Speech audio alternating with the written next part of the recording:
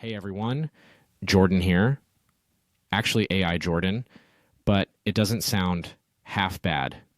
Anyways, AI me wanted to give you a quick heads up that this is going to be a very, very different type of episode. Today, I'm joined by my good friend, Jens. Jens and I have been friends for 10 years, and we actually went to film school together. We touch on that, as well as a handful of other crazy topics. Before we get into it, I want to let you know there is some profanity, and we act like little kids and make ridiculous jokes that only 12-year-old boys will find funny. Okay, you've been warned. On to the show. What is it called? There's a word for it. Doom scroll. Doom scrolling? Yeah, it's doom scrolling. I'll get sucked into that.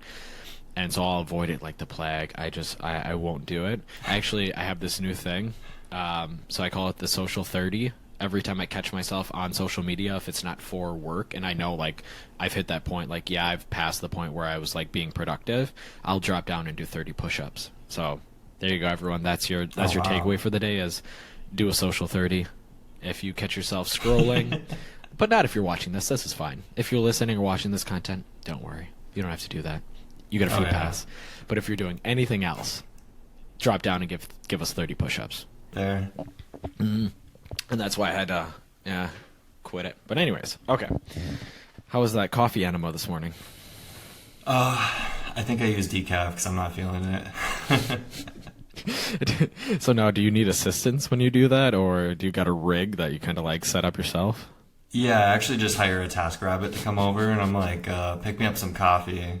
They come in, like I'm on the floor in the shower, and then they look up and there's like the bag hanging, and I'm like, I'm good to go. Like, just fill it up. Hold on, internet connection, bad connection. Hopefully that joke we landed got so because many forces working against us right now. That's all right. Okay. Well, I figured. So we both have podcasts now. But let's go ahead and dive into what is the Dolly alpaca. Yeah. It's kind of funny because it's like who's on whose podcast. We're kind of like the Schrodinger's cat of podcasts right now. Mine's dead. Mine's dead. You don't have to open the box. Exactly. Yeah. There's a kid's toy going off in the background somewhere. I feel like your sets are getting progressively more like unhinged. Like there's like this giant rabbit thing just staring into my soul behind you. That's Totoro. It's Totoro. Oh my god, Studio Ghibli. That's amazing. My youngest daughter, her 2-year-old birthday was Totoro themed. Okay. So that's leftovers. So as you can tell, as Yen said earlier, nothing is going according to plan. I was supposed to be in the studio to record, and that's not a weird flex that I have a podcast studio. That's my wife's stained glass studio. Shout out to my wife, Aquarius Encounters. There's no way you can read that. But yeah, she makes stained glass, and I use her studio to record. But she is also a bartender, and she got home late last night, and she's like, hey, I'm going to need you to stay home with the kids. So don't go to the gym, don't go to the studio, just stay home. I was like, yeah, that's fine. I can do that. I can record a podcast in a house with 3 dogs, 2 cats, 2 snakes, 2 kids. So I've locked myself in their playroom while they watch Wild Kratts. So shout out to Wild Kratts for entertaining my children for the next 30 minutes or hour, however long it takes us to do this. You know, I thought this was your studio for a second. It seems like you. It might the Mr. be. Dad podcast. It might be. I know. I can't tell if you can see this giraffe over on this side yet, but I have it precariously set in the background to look like it's mean mugging the shit out of me, and I did that on purpose, just so that, and I don't want to make a reference, so maybe I'll cut this from the podcast, so the whole time people are watching the show, they just can't get their eyes off the giraffe. Or this guy right over here. All right, but anyways, we went off the rails here already. So Dolly alpaca, let's start there. Yeah, First of all, hold on, before you go, I'll interrupt you. You're an asshole. I am. Everybody that's listening, you ever have that friend where you're like, hey, I'm really excited, I'm trying this new thing, and they're like, oh, that's really cool, and then they pick it up like a goddamn natural? That's kind of what Jens did to me. So I showed him a podcast, he was like, that's really cool. And then he sent me his pilot, And I think I told you to go fuck yourself at least 6 times in a voicemail that was like 2 minutes long because At it the was bare so minimum. so goddamn good. But no, I'm so happy. It's so beautiful, and I am just excited to be on the journey with you. Okay, that's enough interrupting. Go back to what is the Dolly alpaca. Oh, well, I appreciate that, brother. Like all of your support and everything. It's been a wonderful process, and it's awesome to be able to collaborate. And so, the Dolly Alpaca, it's unhinged humor, but wrapped around self improvement and spirituality. And to those that might not get the reference, it's a play off the Dalai Lama. For me, a lot of my spiritual awakening and stuff came from Peru, and I'm always a sucker for a really good play on words. So for me, it just made sense. I know. I'm Actually, a sucker for a good pun. Tell everyone what's the pilot episode title, because you're a son of a bitch. yeah, it's called Pilot, and then it says Alpaca your bags for the journey. God, it's so good. It's so good. Oh, thank you. And yeah, I'm actually wearing my shirt too. So Yeah, I know. So not only does he have a good podcast, the guy's already got a logo, great branding. I paid somebody on Fiverr, I think, to do mine, and I'm like, I felt bad because it was like the third iteration, and he kept making things, and it wasn't their fault. I just wasn't sure what my vision was yet at that point, so I just kind of was like, hey, that's good. I'm going to stick with it. I really like, it's just like this gesture. I was listening to this podcast, My First Million, and I cannot remember. They had the owner of Overtime, so it's this new popular brand for kids. It's a basketball reference. So again, sports. I don't know about you, Jens, but sports just go over my head. So, anyways, I think it's a college basketball brand, but it's just overtaken Gen Z. And they had him on the podcast, and he was just talking about how when he built the brand, when you build it, you want it to be simple. You want it to be as easy to show as possible. So the least amount of words, symbols. And he said, I was trying to come up with this hand gesture, and he's the CEO, and they're laughing. They're like, were you just in your office putting up gang signs trying to figure out how you're going to make this? And it's apparently just this. It's just the O. So it's just this hand that makes this O symbol for overtime. And it's this really kick-ass brand. And so I kind of had that same idea with my podcast being, what's your one thing? That it's just a number one. So it's just a hand kind of holding up a number one. So if anybody is really good with graphic design and wants to throw a guy a bone, I'm open to a new logo. Well, where do we want to go from here? I think what I wanted to do, so that was a great explanation of the Dolly alpaca, and I guess to break down what is your one thing, it hit me on a drive home that I've spent the last 4 years going down this personal development rabbit hole. Everything from reading Rich Dad, Poor Dad, to Richest Man in Babylon, to How to Win Friends and Influence People, Atomic Habits, like the very stereotypical list of where you start with personal development. And it all started when I worked in Green Bay, and I would drive to and from Appleton every day. So I wanted to fill my 40-minute commute with nothing but growth-minded stuff. I wanted to listen to books, audiobooks on tape, podcasts that I wanted to use my commute as education. It was just like communication. I'm not feeling the puns today, but so that is where my journey started. I hit this point where I've gone through most of the stuff, the 5 a.m. club, gratitude journals, meditation, going to the gym, exercising. There's all these things, personal development arena, that it's almost overwhelming. And it got to the point where if you weren't doing everything to the T like they say you should, I was getting super depressed. I'm not really growing. I'm not doing it right. I missed this gratitude session, or it almost felt forced. And then I had this epiphany where it's not the end that's important, it's the journey. And if I'm not enjoying the journey, that's not bringing me to the right destination. So I was basically giving myself all of this anxiety by trying to be more joyful, and that just didn't make any sense.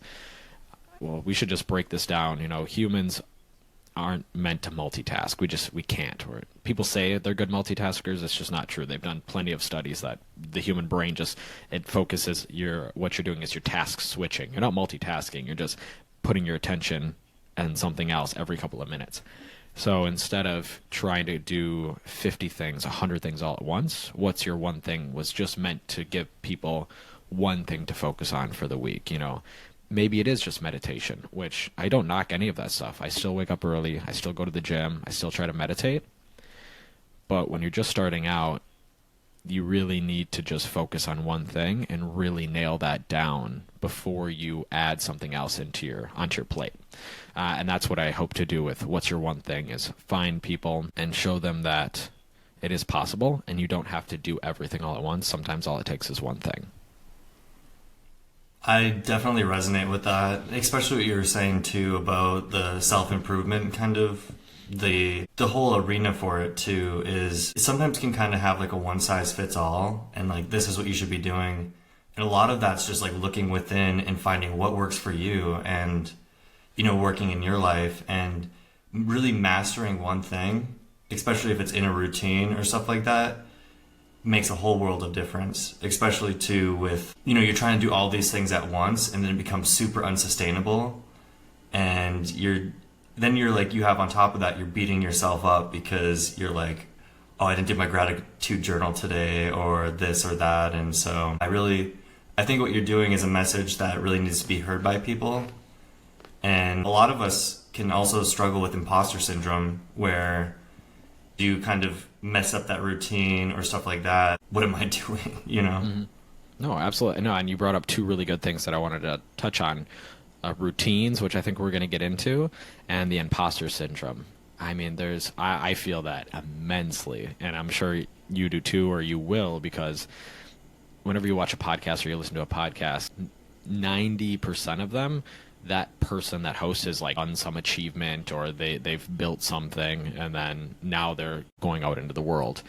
I talked about it in episode 3 where I felt just really lost. Like, why do I feel like I can help people if, I'm still on this journey myself? But some really good words of advice, and I know other personal development or people in this space have said it before. You don't want to find a mentor who is light years ahead of you. Like, we don't want to go to Joe Rogan or insert top podcaster to like get advice. What you want to do is you want to go 1 year, 2, maybe 3 years of where you are, because that's something that's more obtainable. So I'm not looking to, be the self-improvement guru by any means. I'm trying to help somebody that was in my situation 3, maybe 4 years ago, doing a job transfer, just starting a family. My daughter was super young. We just had one kid at the time. I just switched careers, basically. I had moved out of a career I'd been in for 5 years, different industry. So I was in this spot of change. Change was just everywhere in my life, and it was pretty chaotic. So what I'm trying to do is, hey, if I would have heard some of these things back then, this journey might not have taken 4 years. So that's all I'm trying to do, is I'm trying to cut that 4 years down to maybe 1 year or 2 years. So that's kind of the way I look at it. And especially too, I think that's why in AA or, programs like that, you find a sponsor that was in a similar position to you where you're at now. And it makes a world of difference, because a lot of times the hardest part is just finding how you're going to do something. Like, at least with all my projects, 90% of it is just troubleshooting and finding the path. And so if you can find somebody that's just slightly ahead of you on that path, like a sponsor, like, it's going to simplify the process a lot easier. And especially someone that you resonate with too, because if it was somebody that was waking up at 4 a.m. and doing ice plunges and all this stuff, it has to be something that also works with you. So really vet who it is that you allow to sponsor you in that way. Absolutely. And I know I quote this all the time, but it comes from Ed Milet, and you are most qualified to help the person that you used to be. And that's exactly what I'm trying to do, and I can tell that's what you're trying to do. So that's awesome. Oh, definitely. But yeah, to the school. Oh, and yeah. Okay, back to school. So we Back to were school. we went to film school together for a very brief amount of time back in 2014, I want to say. You're It's aging been us. we're not even that old, which is interesting because I'm 30. How old are you? You're 31 for yeah, 30 yeah. uno. All right, so that's right. We're the same age. So in our 30s, and we were in film school in UW Milwaukee. Milwaukee is one of the top-rated film schools in the country, so it's pretty crazy to be in Wisconsin and be in a top-rated film school. And I think we both had similar backgrounds where we really enjoyed film, we really enjoyed making videos, and we kind of congregated together inside of one of our classes, and we actually made a bunch of projects together. Fun fact, I don't know if I ever told you this. You were the first person that ever told me what a podcast was. Like, you entered... Are you serious? I am 1,000% serious. Dude. And I'll get goosebumps talking about it now because 10 years later, we were sitting on my couch in my apartment, and I think we were either getting ready to film one of the scenes for the project with we had that night, and it was like that duality kind of one.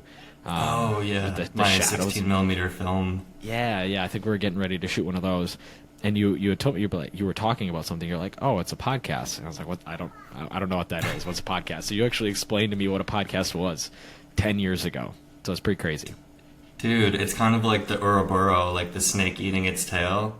Mm-hmm. And also, too, with the whole, like, having somebody to kind of be a sponsor or whatever.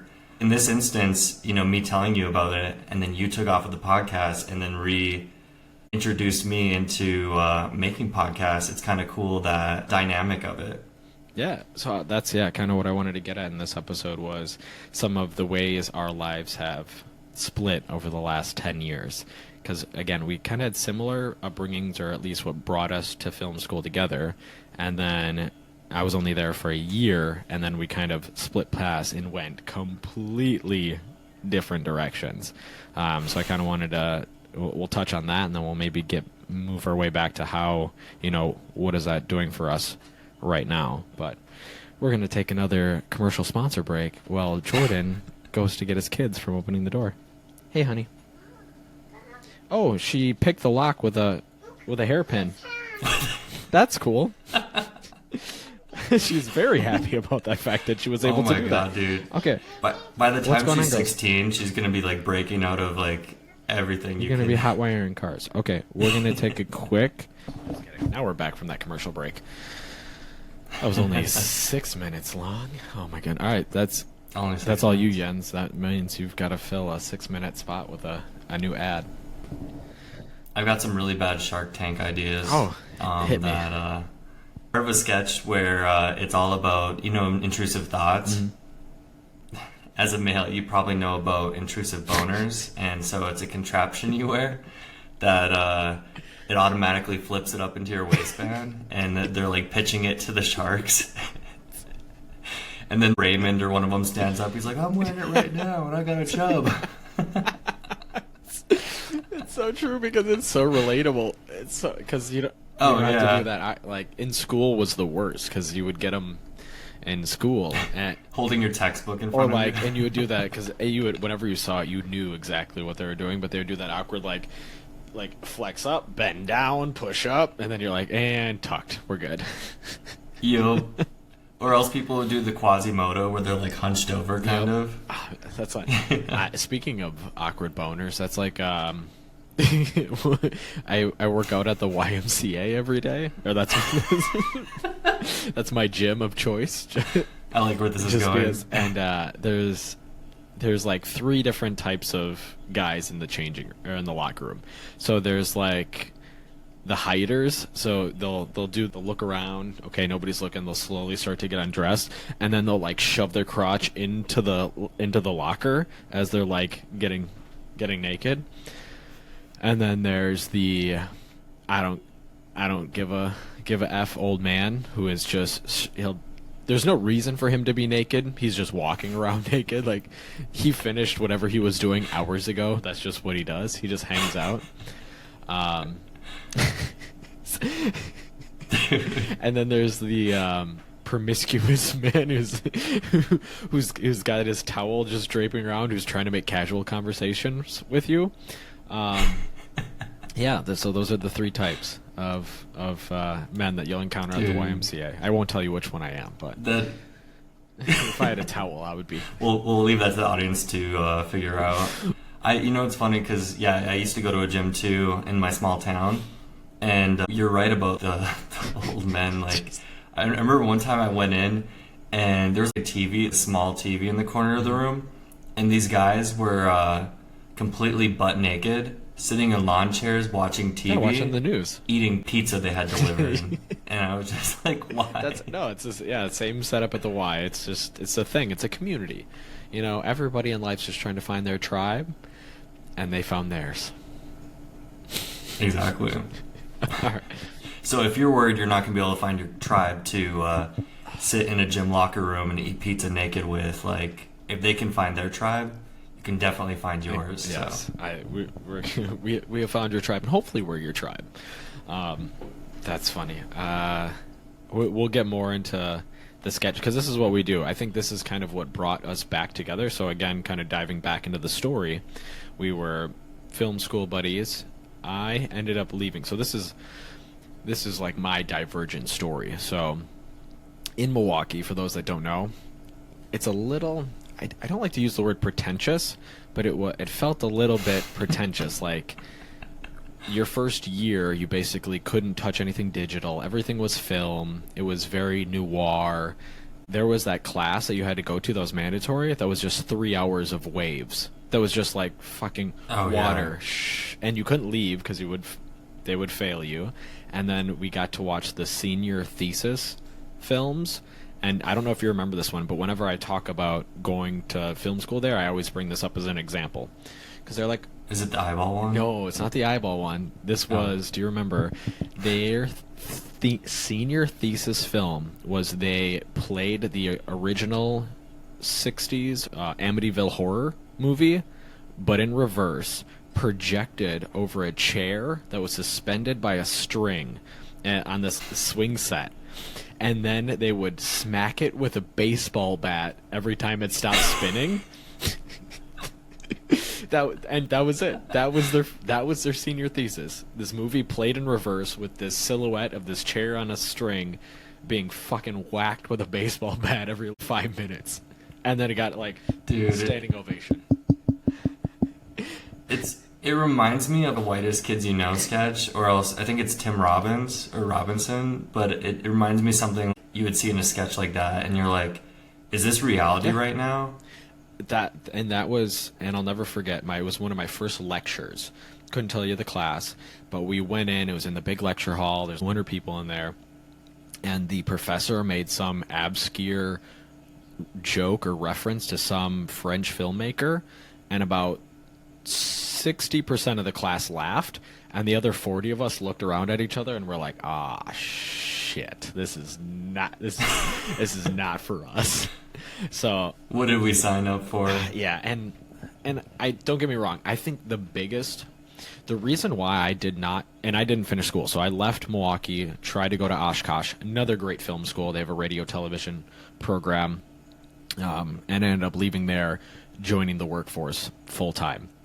That's its own story. But when it comes to not finishing school, I think my biggest reason why I left was I had my own apartment. So yeah, if you remember, I had my own apartment off campus. I think if I would have lived on campus, I probably would have stayed. I would have finished.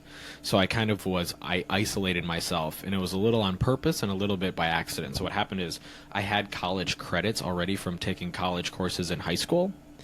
And then because I wasn't coming straight out of high school to go to school, I slipped through the cracks because your freshman year it's like mandatory. You're supposed to live in the dorm.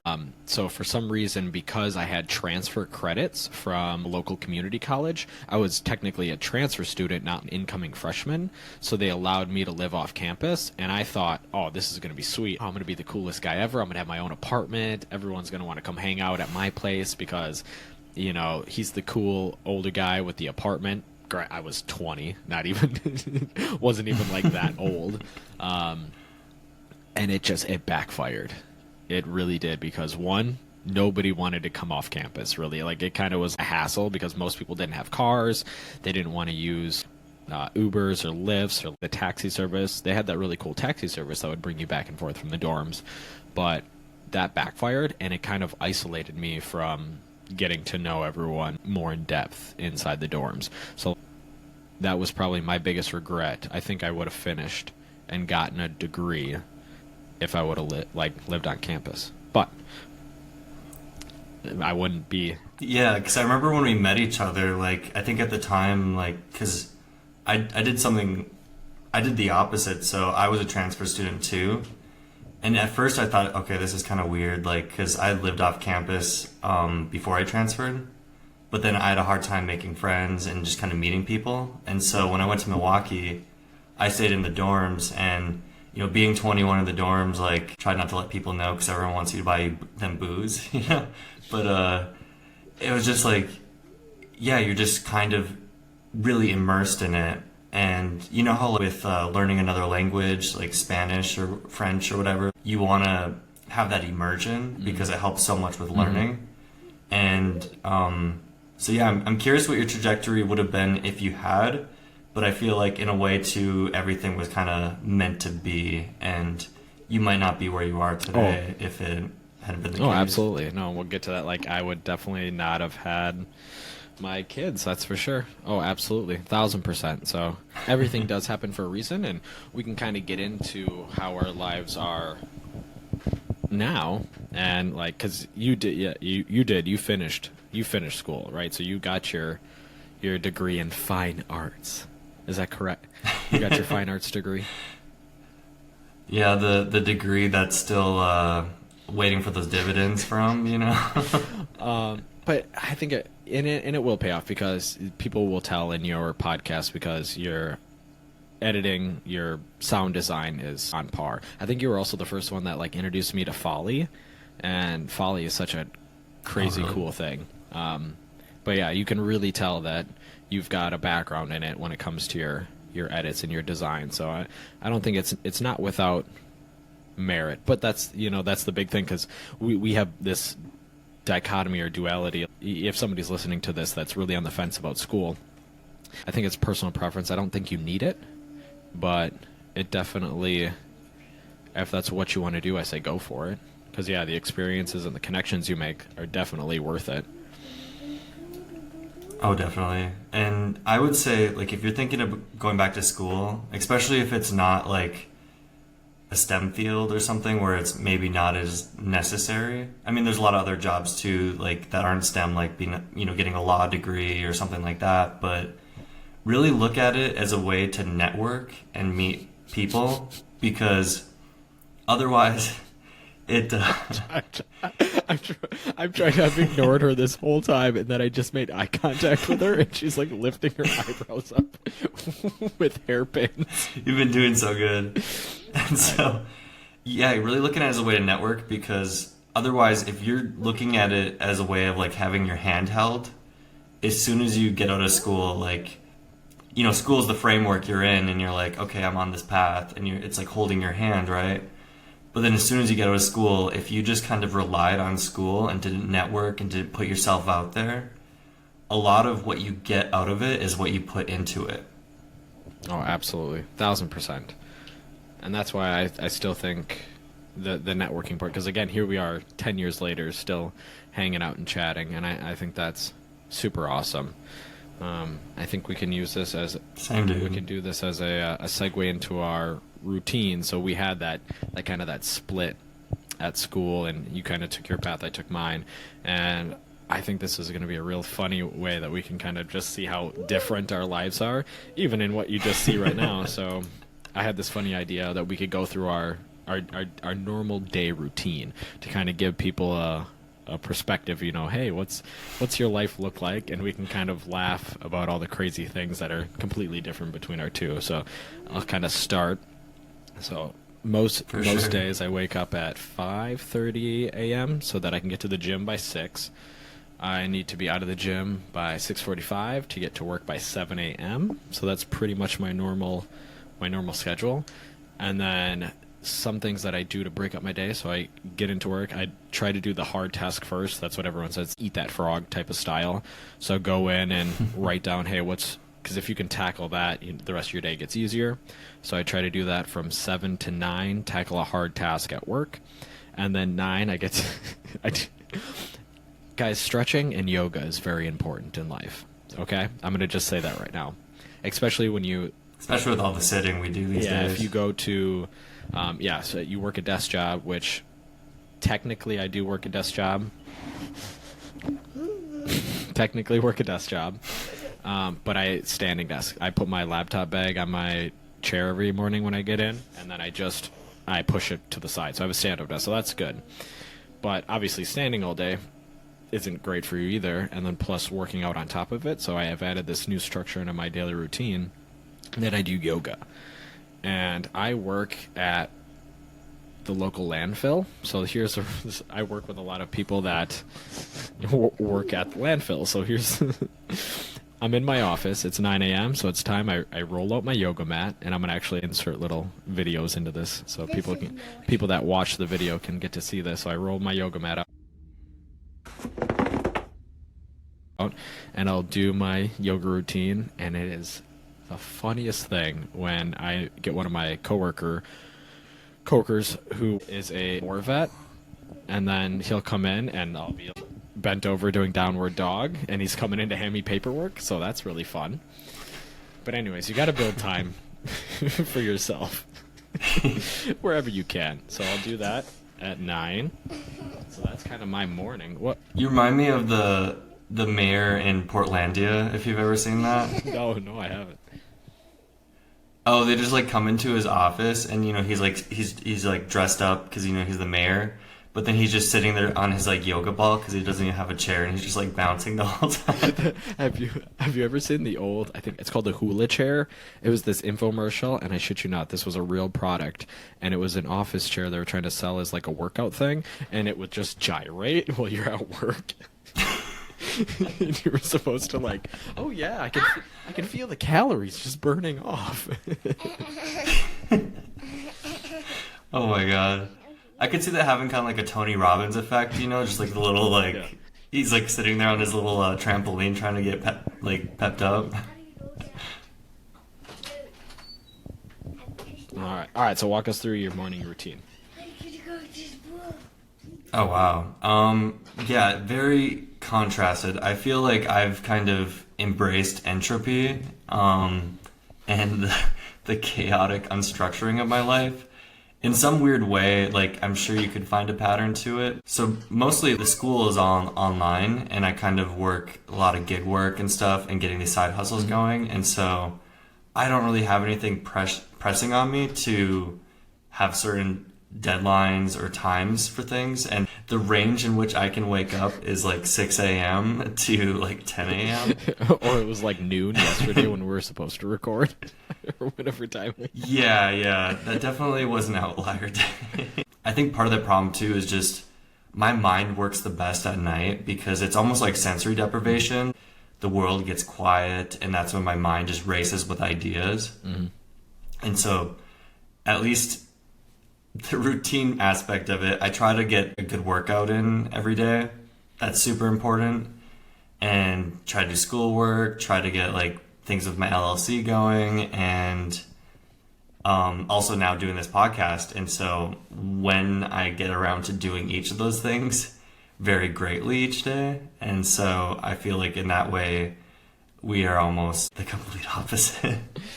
Yeah, it's sometimes structure is good and sometimes it can be bad. Not everything's always going to line up. Like today, for example, I couldn't go to the gym, couldn't go to the studio, so you just kind of have to be able to improvise. So when you have that kind of schedule, you're probably a little bit better at improvising than, say, I am, who am like very high-strung at the moment because it's way too quiet out there right now. Hence why I took this headphone off, because I'm like, they're plotting. What are they doing? They are... There's going to be a lot of bleeps, but they're fucking shit up out there.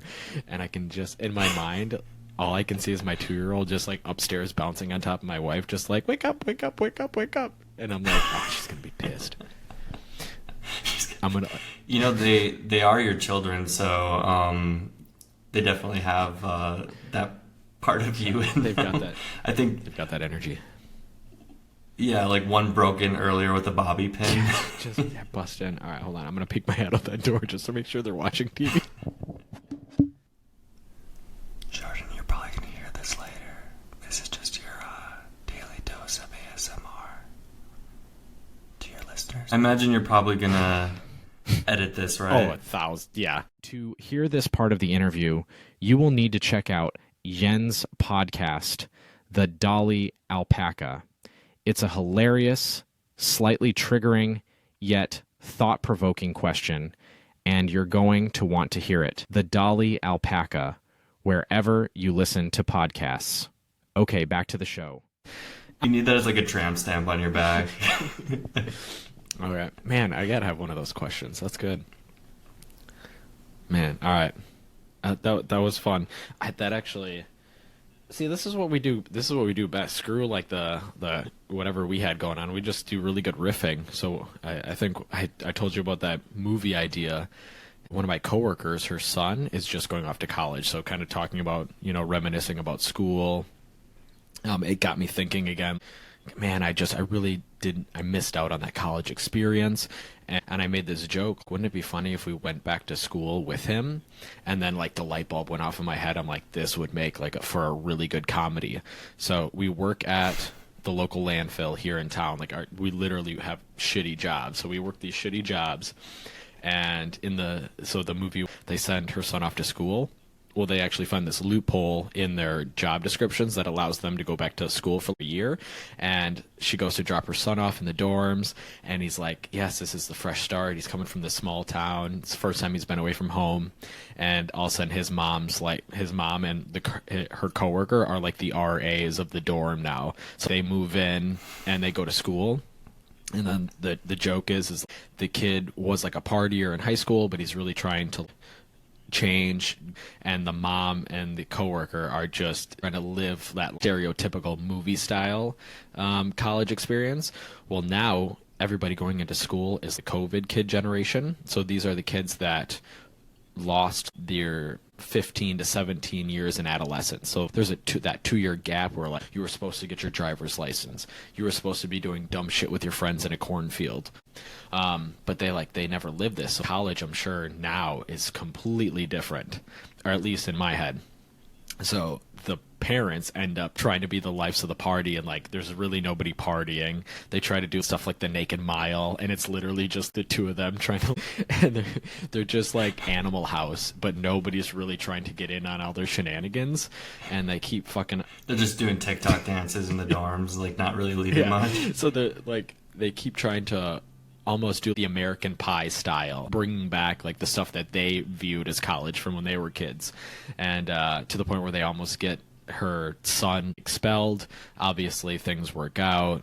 The son almost becomes the adult for the two in this film, and he has to grow up fast and manage himself plus his mom and take care of everything. And the moral of the story is you didn't really miss out.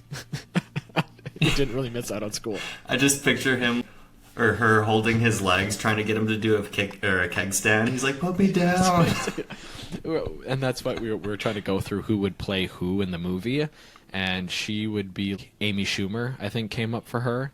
And I'm like, yeah, that would fit really well. And we were trying to come up with who would play me.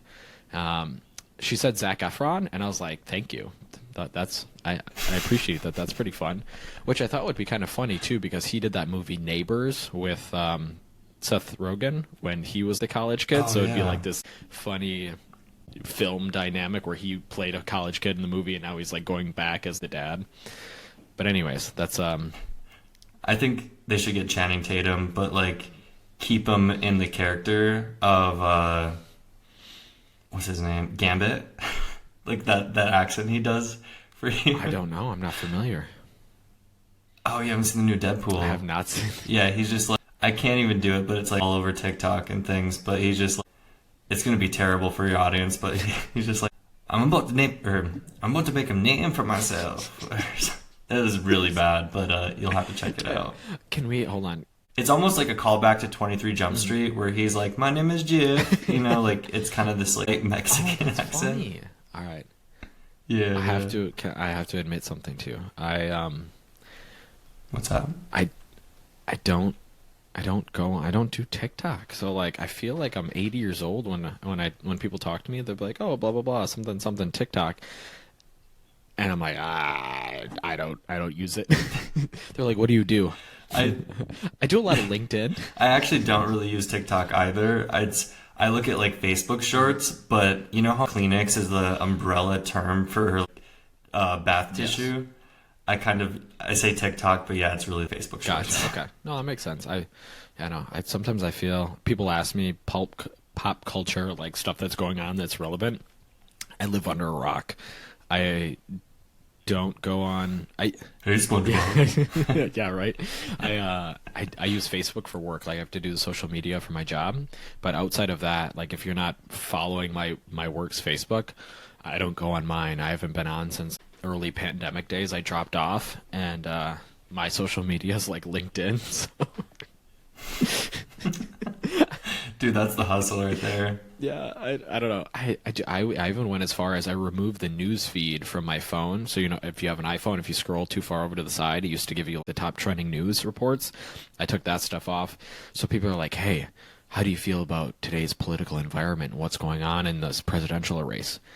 And I'm like, there's a presidential race? Like, it's terrible to say this, but as an American citizen, people are going to get really mad at me. I think I've heard Joe Biden speak 3 times, no longer than 10 seconds each.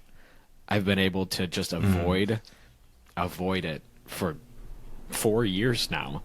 That's impressive, actually. Yeah, I feel slightly embarrassed. Like I should care. Like it's important. Like issues matter. I can't find it. I can't find the will to do it because this is my problem. I know I'm addicted to it. So I think we had talked about this previously when it comes to consuming content, watching like shorts, and why I avoid it is because I know I have a problem. Like I'll find myself getting sucked into that scrolling what is it called? There's a word for it. Doom scroll. Doom scrolling? Yeah, it's doom scrolling. I'll get sucked into that. And so I'll avoid it like the plague. I won't do it. Actually, I have this new thing. So I call it the social 30. Every time I catch myself on social media, if it's not for work, and I know like I've hit that point, like yeah, I've passed the point where I was like being productive, I'll drop down and do 30 push-ups. So there you go, everyone. That's your takeaway for the day is do a social 30. If you catch yourself scrolling, but not if you're watching this. This is fine. If you're listening or watching this content, don't worry. You don't have to do that. You get a free pass. But if you're doing anything else, drop down and give us 30 push-ups. And that's every time. That's not just... Otherwise, you might doom scroll, and then pretty soon you're like your little playroom you're in right now is gonna be full of like freeze-dried food because you think that the world's gonna end. Oh man, yeah. Anywho, social media, but that's the double-edged sword to that is like you have to use it to grow an audience. So that's kind of where I am. I'm stuck in this weird dichotomy now when it comes to how to share and grow the show because I want to help people. Ultimately, my 2 things is I want to entertain, which I think we could do that. We could entertain people definitely, and then help. So it's hey, how can we be beneficial in either just some small aspect of people's lives? But people have to find it. So how do you do that? And you know, I'm sure other people have heard this quote everywhere, but you know, when things are free, that means you are the product, and your attention right now is being manipulated constantly. We're exposed to so many ads, and you start hearing people talking about like, you know, ADHD even is becoming like a household term that people like, you know, put in their bio along with everything else. It sounds like somebody's got a big gulp Slurpee out there, and I don't know what they would be doing to be making that sound. Dale, no power tools. No, I said no power tools. before when I came back, and I was like, yeah, I'm a good dad. My youngest was out in the sandbox outside. It's fine. It's fine. She's fine. Yeah, this is things as a parent you learn when it's too quiet, things are bad. Like when it's too loud, yeah, it's fine. Yeah, they could be screaming. This second you realize I haven't heard them in a couple of minutes, that's when you know you gotta go look. Is the sandbox become like your daughter's litter box? Because I remember what you were telling me. Yeah, fun fact, my kids like to pee outside. No, thankfully, because it's kind of like, you ever heard that saying, don't shit where you eat? I think that refers to, that could be taken a couple of different ways. But anyways, lost my train of thought. They don't pee in the sandbox. They'll be in the house, my oldest, and she'll be like, gotta pee, and she'll run outside, take her pants off, and pee in the backyard. So we've got them trained well. A housebroken, at least. It's better. Better than the floor. Yeah. Wait. Hold on. Where do we go from here? You got anything else we wanna share? Or Yeah, I guess just some questions for you. Like, what are some things that are on your radar right now? Things you're trying to put into your life and integrate? Because I really, for me at least, I believe that integration is a huge part of it. Because we go out there and we're downloading all these things, right? Like software almost. But with software, you have to install it, because you probably know people that they know all these things, but they haven't installed it into their life. And so I'm curious for you, what's on your trajectory? What are things that you're looking to install and improve upon? That is a great question, and I really hate you because you're really good at this. All right, so just so everyone knows. Okay. And I did talk about this on my last episode, but just in case, so we've got this crossover, I have this framework that I go through every day, and it tries to put things into perspective. So I call it the OAK framework. So it's OAK, and it stands for the only, asymmetric, and kooky. So basically, at the beginning of every day, I write this on a sheet of paper or my task list, and the way I start is, so the O is the only. Have you ever heard of the saying, don't be the best, be the only? All right, so yeah, it's Kevin Kelly, who I think was the creator of Wired magazine. Everyone always tells you, hey, you want to be the GOAT, you want to be the best, the greatest of all time.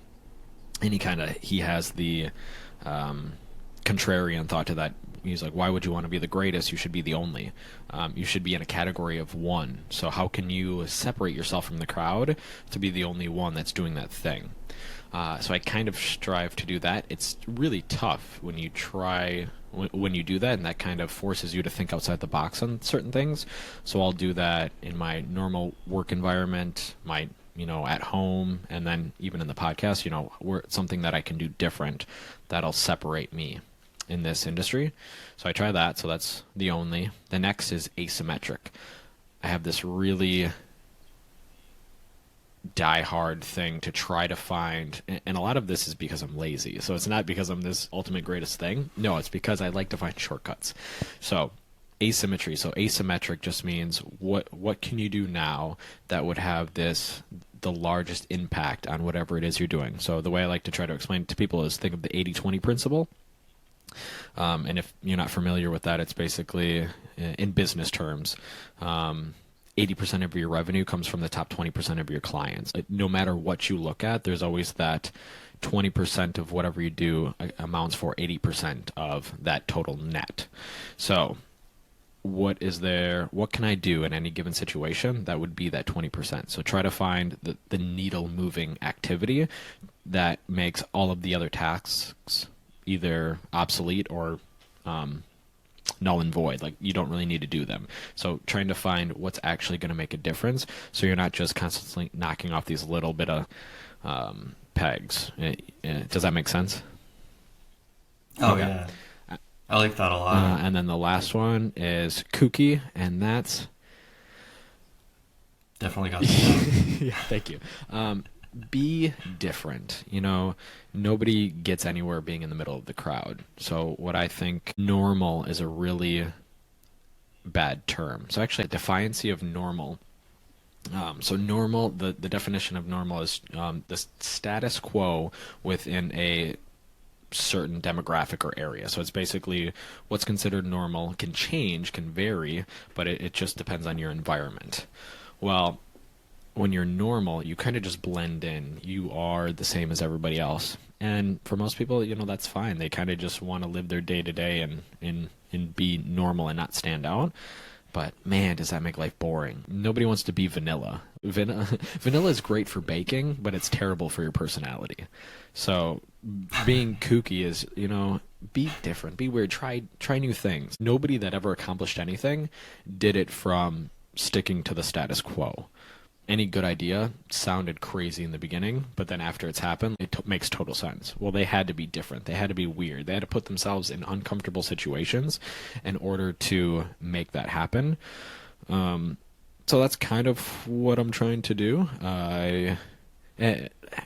Putting anything out on the internet, is uncomfortable. So like putting out a podcast, everyone's so afraid of being judged by others that it really stops the 90% from being different because they don't want to be judged. Yeah, it's going to happen. It's almost like yeah, being naked almost, and maybe that's where we can learn something from those naked guys at the gym, just being able to just kind of put it out there. That's true. No, and if you're going to be vanilla too, add something to it. Like become like vanilla ice. So, then that's still putting your spin on it. Like I'm not telling you to wear your underwear on top of your head and cut the grass. I'm not telling you to like be different. Don't be weird for the sake of being weird. What it means is that you're going to be uncomfortable when you try something new. When you're starting anything new, it's gonna suck. It's gonna be weird. It's gonna be awkward. For instance, I'm trying to grow my hair out right now, and I think my wife's ready to strangle me because every other day I'm like, I want to cut it off. I hate it. Like it's in this awkward stage right now. It looks fine on camera right now, but it's in this weird stage. It's in this awkward stage. And the only thing pushing me through is, hey, if I got to tell people, do you got to get through it? I'm going to try it. And you know what? If I get to the end of the road and I have long hair and it doesn't work, I can always cut it off. I can go back, and you know what? I won't have this regret when, I've always wanted to like try, but I've never made it. I always can't get through that awkward phase. So this has been my final push where it's like, hey, we're just going to get through it. We're going to do it. We're going to try something new and see what happens. See what's on that other side. That's a very tiny example, but it's something, again. Even when you're like in the bob phase too, just like still putting yourself out there with the Karen do, So if I keep doing video podcasts and I start wearing hats, you know what's going on. I'm trying to get through my awkward phase. But yeah. What about? All right, that's my, I guess, what I'm testing out. What do you got going on? What's in your life? Yeah, just right now doing a lot of juggling, starting like an LLC, the podcast, school, and working on the side. And so just trying to find a way to do more with less. And kind of my whole life, I've always been interested in like automation and things like that. And so kind of going back to your 80-20 principle, like how can I have everything I want, but in a way that's much more sustainable, much more allowing my energy to focus on more creative endeavors, and just finding little hacks and tricks that also work for my lifestyle. And for me too, like it took me a long time to figure out my career. And, we went to film school. Now I'm in school for computer science because of AI. Fuck you, AI.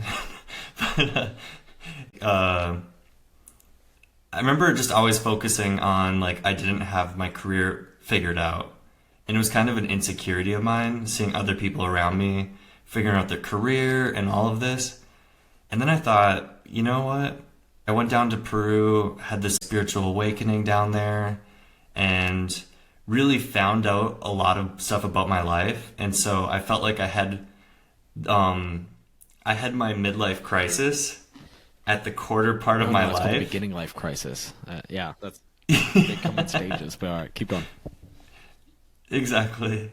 And so while I didn't have my career figured out, I figured out my life. And so now that I kind of have my life somewhat figured out. I mean, we're always kind of figuring it out and kind of rolling with it, but it's allowed me to kind of figure out my career and integrate that into my life in a way and what that looks like. And because otherwise, you know, you spend your whole life doing something you didn't want to do and then realize it didn't serve you, it wasn't fulfilling you.